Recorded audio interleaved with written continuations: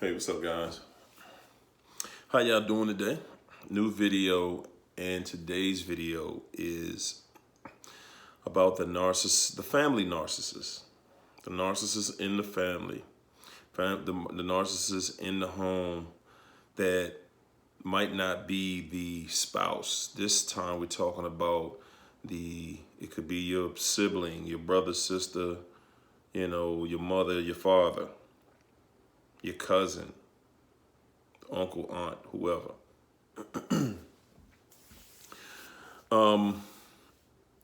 First thing, thank you for all my new subscribers. Thank you, thank you, thank you. I appreciate you guys. I'm gonna talk to y'all a little bit about my promotion at the end of this video. Appreciate all you guys.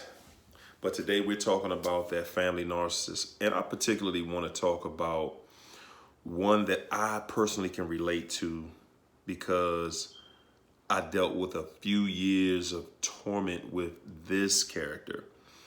And this was a stepfather that I had many years ago. It was my mom's second husband. So, I just remember the days and how, particularly, if you guys remember, I guess I'm a little older than a lot of people watching my channel, but there was a TV show called The Cosby Show. I know y'all know about Bill Cosby because he still makes the news. But it was like the big show at the time. And if you watched it, when it was on, everybody was at home watching that show. So some of the memories that I have of this situation was that my family and I, me, my brother, my mom, myself, we would be at home, and in the evening, me and my brother and myself, we had gotten home from school, and my mom, she would come home from work. We sitting in the house after we eat dinner, because the stepfather hadn't gotten home yet. So we would be watching TV or something like that. We would be probably watching The Cosby Show. Cosby Show was a big deal then. And that's back in the day when people actually used to sit down and watch TV and as a family did stuff like that together. But anyway, we would be sitting in there and enjoying ourselves, loving the TV show and the family unity together. The stepfather, would come home, and the energy in the whole house changed from the minute his key entered into the door. He brought an energy that gave all of us anxiety. We had to walk on eggshells around him, and there was always gaslighting with him. He would walk in the house, and we're watching The Cosby Show on the TV in the basement, and he would just come in the house, and he would stand at the top of the stairs and just stare at us. Now, that was before I knew about the narcissistic stare. He would take his time. Usually he would come in and he would probably either be high or drunk or something. Because, same textbook agenda, same textbook bad habits, and everything else. So he would probably come in drunk, high, together. And he would come downstairs, we're watching The Cosby Show, it's in the middle of the show. He would stand right in front of the TV and just shut the TV off. And we would just be like, wow. We would just be in disbelief that somebody was doing this. Like, this guy just lived to torture us. He lived for the crazy making. He lived for it. Now, later on in life, at this point, I figured it out what all of that was all about. But back then, as a child, I had no clue as to what this guy was doing, what his agenda was. And he would shut the TV off and he would just lecture. He would just start lecturing us about something that was a shortcoming with us. Okay, so basically, when we did our homework, we would find out, my mom would just say, well, and my mother was a traditional woman. She had good intentions. But this guy, he would kind of, manipulate her out of her money that she went to work for. And, with I'm the head of the house stuff, I'm the man, so I should pay the bills and I should control the money. And, she tried to give him that, she gave him that, that leadership role. She wasn't fighting with him about who was in charge and stuff like that. She let him manipulate. And that's all he did. He would take our, mortgage and bill money, would not pay bills. You go in, you look in his dresser. This guy had stacks of lottery tickets. He just played the lottery all day, gambling.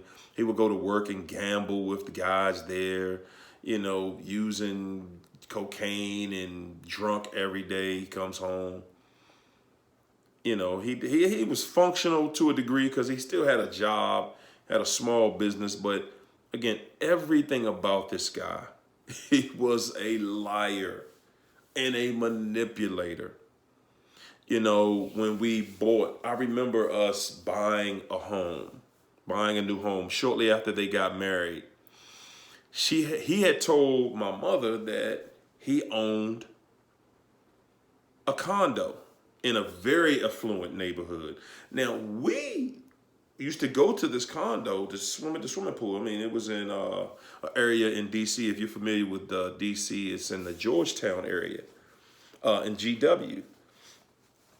And, we would go up there, we'd go swimming and stuff like that. And, he told her that it was his, but it surely was not. Well, anyway, we purchased a new home, and it came time to sell his property. Found out that it never was his property, so he could not sell it. And then everything got left on, my mom. We had a home, so we sold our home. And she was able to just make up for everything, to carry the guy. I'm telling you guys this story because I just want you to set this up for you, just to show that the in-house narcissist, the manipulator, they're the same. They're always going to have the same traits. They're abusive.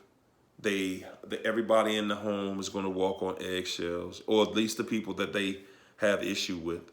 Anybody that's representing, truth in a direction that's upstanding, they're going to feel challenged by that because they want everybody to feel lower than them. They want everybody to focus on them as, they're the good person and they are all of these things. He wanted us to believe that he owned this home, this condo in this affluent neighborhood, this expensive, very expensive neighborhood. He wanted us to believe that he had this, these contracts where he was doing work for different doctors and stuff. And he had this great job, and everything about this guy was a lie. Everything. He lied, cheated, stole. Everything was textbook narcissism. Everything. And no matter what my mother did, and my mom was, she was just she was the average woman nowadays, because nowadays lots of women really carry the weight, or carry a lot of the weight, and she did it in a way where she wasn't provoking. But he was absolutely, just a user. A user. I mean, a user and abuser. Like I said, we just in the house. Everybody's just chilling. Everything. It's a good vibe in the house. As soon as he walks in the house, everything shot to hell. Everybody scatters. Everybody goes in their room and closes the door. If you live in a home and somebody comes home, or everybody's in harmony until one person gets in the house and then everybody goes their separate ways, that's the narcissist in your house. Okay? That's the person bringing mischief. That's the person bringing lies and deception into a scenario, and nobody wants to deal with it. Nobody wants to address the issue with the person most of the time. And the sad thing about that is that when you do address the issue with the narcissist in the house, a lot of times that destroys the relationship. Excuse me. When you have a manipulator in your house and you guys address that person, it's basically like, a war at that point. Because that person feels like they're being attacked, even though they're always the one doing the attacking. They feel attacked. They feel like, everybody, y'all, you against me and you undermining me. And, oh, man, he had a million excuses for everything. Everything had excuse for everything except why he wouldn't stand up and just be a man. Whew. Those were some very trying years, I'm going to tell you. Guys, if you have this kind of manipulator in the house, the only thing I can say, honestly, is that the thing that really changed everything for the scenario was when we did start to put it right back in his face. When we did start having those hard conversations. When we did start to just say, hey, you know what? This isn't cool. It's not cool because you're coming in here and disturbing everybody's peace. And for what? We go to school, we make decent grades. We weren't A students, we were C students, but that wasn't what he was arguing about. He was just coming in and just lecture us about anything, about how hard his day was. And we just sit there like, dude. And I didn't even know it, but I developed anxiety from it. Just having to hear that. Having to hear that and growing up around somebody like that, you start to develop anxiety. You start having heart palpitations. You're breathing funny. And that's just narcissism again, across the board. People that do that, people that act that way, people that manipulate, and we have all kinds of people that are right in your house, some people you grew up with, family members that are manipulative. They'll ask you for stuff. They'll ask you to do stuff for them. They'll ask for money, knowing they're not going to pay it back. They ask you, can I stay with you? They want to stay with you, don't want to pay for nothing. Want to open end lease, like, I want to stay here. I don't want to pay for nothing, but I don't want to move either. I want to eat up your food. And then every now and then I spend $50 on groceries. I bought a watermelon. I'm talking about the manipulator people. Y'all know. You ain't got to step on their toes no more. Y'all just send this video to them. Like, yeah, he talking about you. Yeah, man, I know how it is. I know how it feels. That manipulator, they want to come around. They always need something. They need money. They need a favor. I need to use your car. I need the this. I need the that. They need stuff that they never going to give you. Or repay. Just repay it.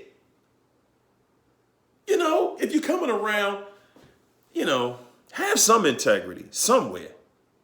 And you have family members that just going to manipulate you just because you're a family member. Then try to send you on a guilt trip like, oh, I didn't have that silver spoon, or I didn't, you know, how everybody just wasn't lucky like you was or something.